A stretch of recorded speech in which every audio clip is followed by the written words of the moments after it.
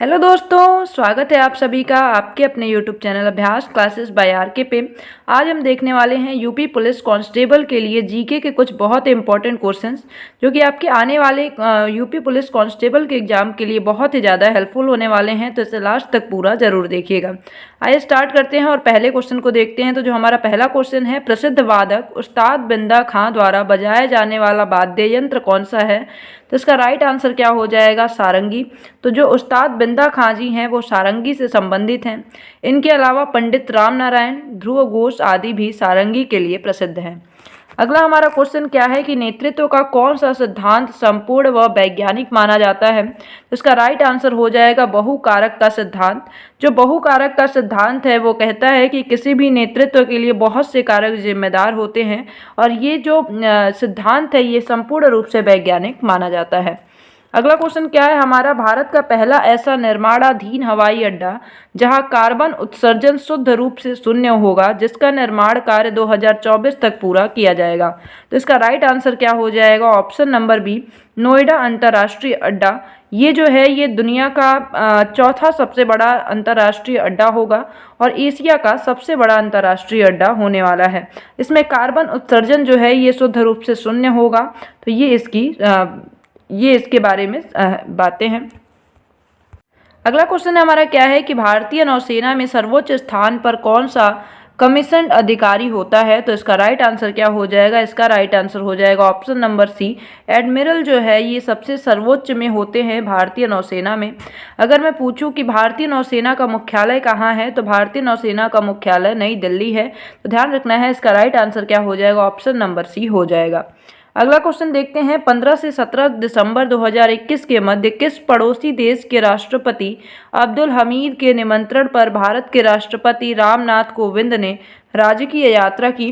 तो ये बांग्लादेश के राष्ट्रपति थे, राष्ट्रपति अब्दुल हमीद। इनके निमंत्रण पर उस तत्कालीन राष्ट्रपति रामनाथ कोविंद जी ने यात्रा की थी। तो इसका right answer option number C हो जाएगा।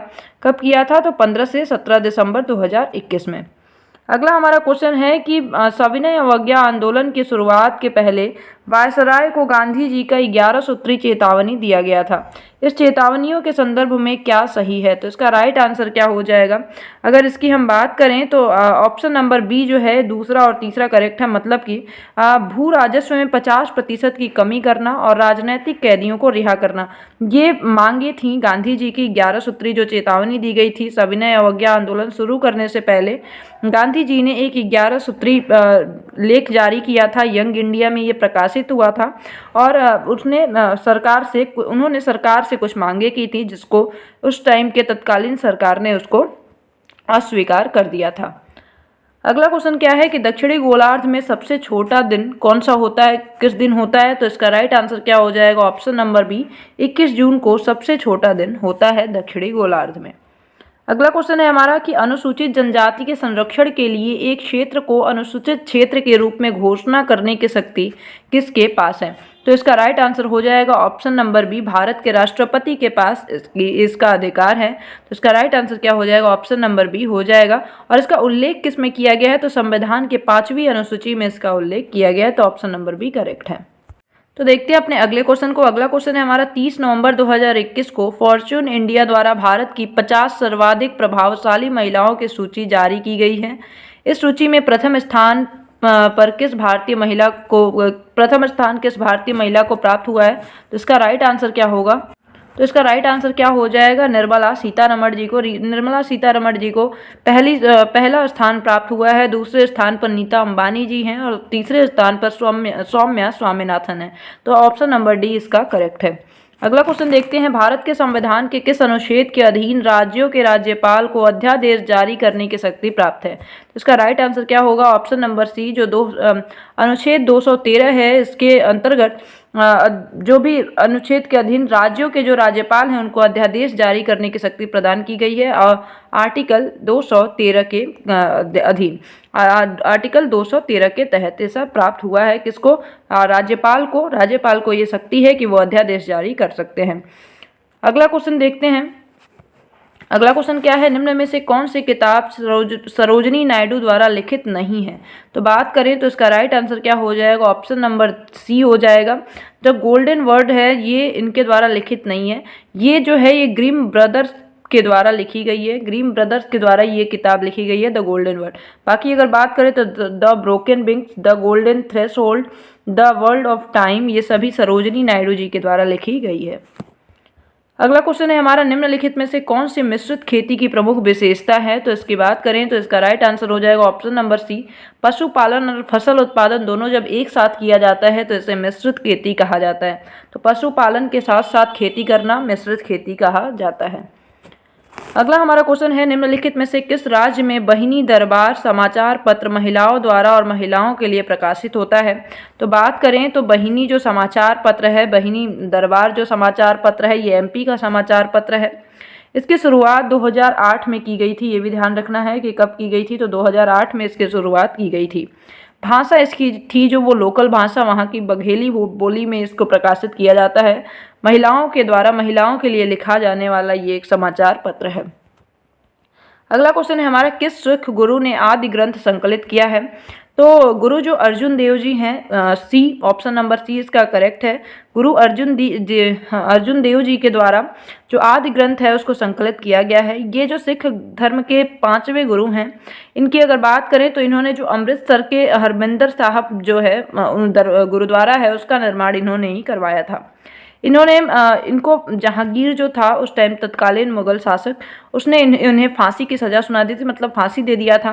किस जुर्म में कि जो जहांगीर का एक पुत्र था जो कि इसको जहांगीर पसंद नहीं करता था, खुसरो नाम था उसका, उसकी मदद करने के आरोप में अर्जुन देव को जहांगीर ने फांसी दे दी थी। अगला क्वेश्चन है हमारा, तुलुव के राजवंश की स्थापना किसने की? तो अगर इसकी बात करें तो ऑप्शन नंबर डी, वीर नरसिंह जो थे, इन्होंने तुलुव राजवंश की स्थापना की थी। ऑप्शन नंबर डी इसका बिल्कुल ही करेक्ट है। और जो वीर नरसिंह है इसे इतिहास में द्वितीय बला पहाड़ के नाम से जाना जाता है। तो ये भी क्वेश्चन पूछा जा सकता है, द्वितीय बला पहाड़ के नाम से किसे जाना जाता है? तो वीर नरसिंह को जाना जाता है।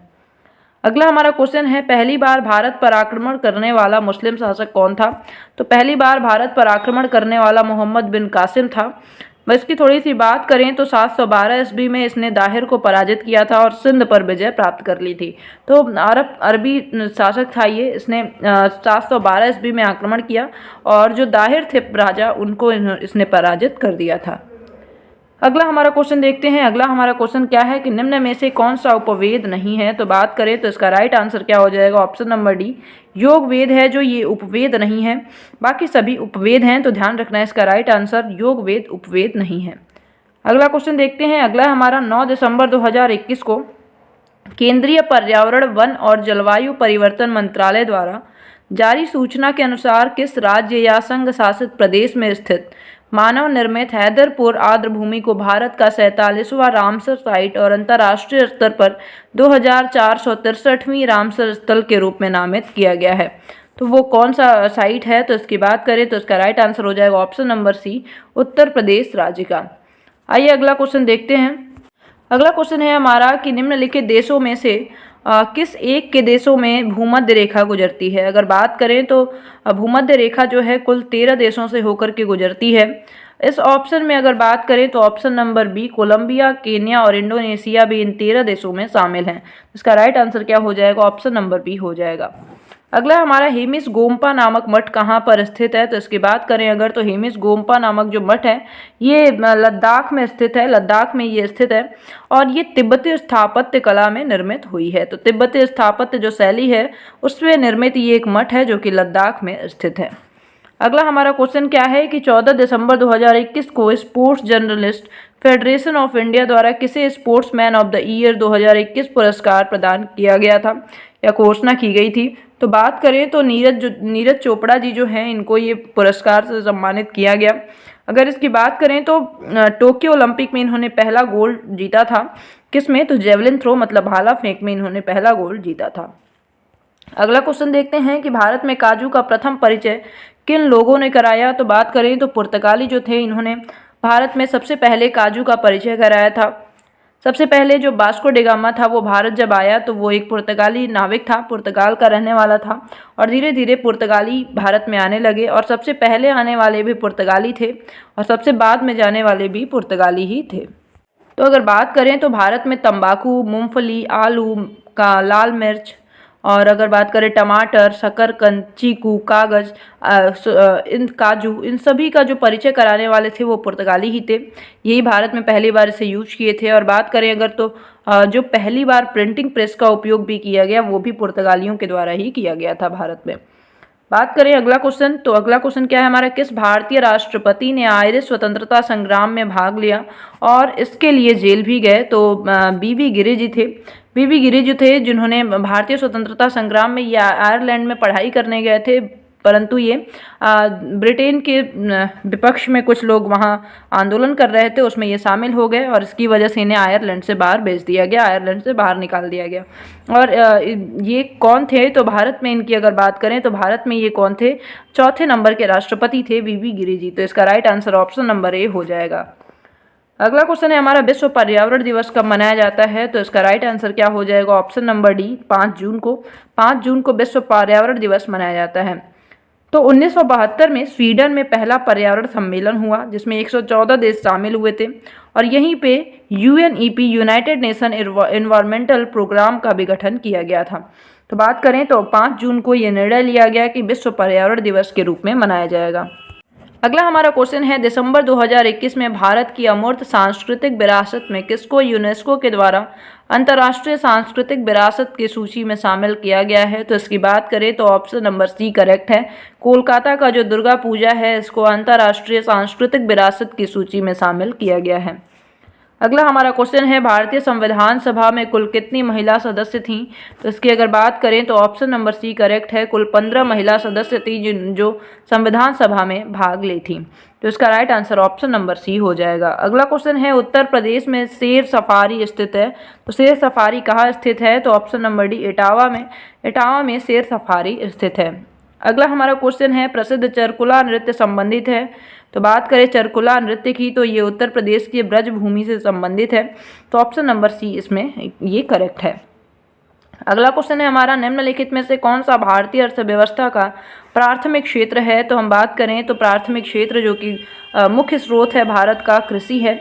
कृषि प्राथमिक स्रोत में आता है और ये भारत का प्रमुख अर्थव्यवस्था का स्रोत है। तो इसका राइट आंसर क्या हो जाएगा, कृषि हो जाएगा। अगर हम बात कर ले थोड़ी सी तो भारतीय कृषि का जीडीपी में 16% का योगदान है और कुल निर्यात में 10% की भागीदारी है। तो ध्यान रखना है 16% की जो जीडीपी है वो कृषि की वजह से है भारत की, और 10% जो निर्यात में भागीदारी है वो कृषि की है। तो इसका right answer option number A हो जाएगा। अगला हमारा क्वेश्चन है, 15 से 19 दिसंबर 2021 के मध्य किस देश का एक उच्च स्तरीय संसदीय प्रतिनिधि मंडल भारत की आधिकारिक यात्रा पर आया? तो बात करें ऑप्शन नंबर सी, वियतनाम के प्रतिनिधि मंडल भारत आए थे। ऑप्शन नंबर सी इसका बिल्कुल ही करेक्ट आंसर होगा। अगला क्वेश्चन देखते हैं। अगला हमारा क्वेश्चन है, आयात निर्यात बैंक स्थापित हुआ था। तो आयात निर्यात जो बैंक है वो कब स्थापित हुआ? 1982 में इसकी स्थापना की गई। और आयात और किसके तहत की गई थी? तो आयात निर्यात इंडिया एक्ट जो आया था 1981, उसके तहत इसकी स्थापना की गई थी। अगला हमारा क्वेश्चन है, प्रथम भारतीय महिला जिसने एशियाई खेल में 400 मीटर दौड़ में स्वर्ण जीता था। तो इसकी बात करें तो इसका राइट आंसर हो जाएगा option number C, Kamaljeet Sandhu ji थी। पंजाब राज्य की रहने वाली थी और 1971 में इन्हें पद्मश्री से सम्मानित किया गया था। अगला हमारा क्वेश्चन है, सार्क की पहली बैठक कहाँ हुई थी? तो पहले हम जान लेते हैं, सार्क जो है काठमांडू नेपाल में इसका मुख्यालय है। इसमें कुल 7 देश शामिल हैं और इसकी स्थापना कब हुई थी? 1985 में इसकी स्थापना हुई थी। तो इसकी बात करें तो पहली बैठक कहाँ हुई थी? तो option number A, Dhaka Bangladesh में इसकी सबसे पहली बैठक की गई थी। अगला क्वेश्चन क्या है हमारा, 14 दिसंबर 2021 को संयुक्त राज्य अमेरिका की अंतरिक्ष संस्था नासा की एक विज्ञप्ति के अनुसार नासा का कौन सा अंतरिक्ष यान सूर्य के वायुमंडल में प्रवेश करने वाला पहला अंतरिक्ष यान है? तो इसका right answer option number D, park solar probe पहला अंतरिक्ष यान है जिसने सूर्य की वायुमंडल में प्रवेश किया था।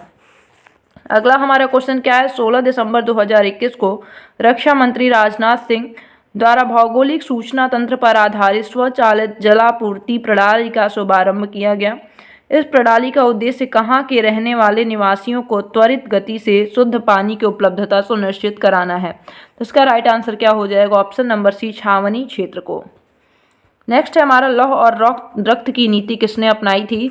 तो बलबन थे, गुलाम वंश के शासक थे बलबन, जिन्होंने लौह एवं रक्त की नीति अपनाई थी। और बात करें तो सजदा और पैबोस नाम की जो प्रथा थी वो भी बलबन के द्वारा ही स्टार्ट की गई थी।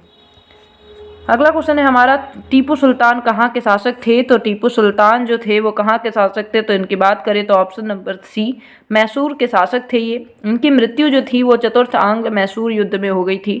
कब हुई थी? तो 1799 में इनकी मृत्यु हो गई थी। अगला क्वेश्चन देखते हैं और लास्ट क्वेश्चन है हमारा आज का, संविधान का 52वां जो संशोधन है वो किससे संबंधित है?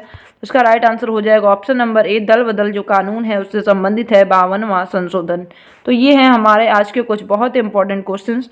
तो अब मिलते हैं अगली वीडियो में कुछ ऐसे इंपॉर्टेंट क्वेश्चंस के साथ। तब तक के लिए bye bye, have a nice day, thank you so much.